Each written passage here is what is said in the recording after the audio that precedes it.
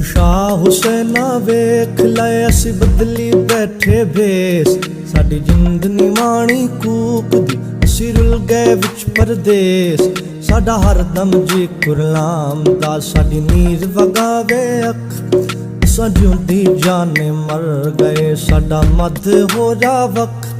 सानू सप सवे दा डंग दा सानू पल पल चढ़दा जैर साडे अंदर वेले शौक दे ते जंगल बन गया शहर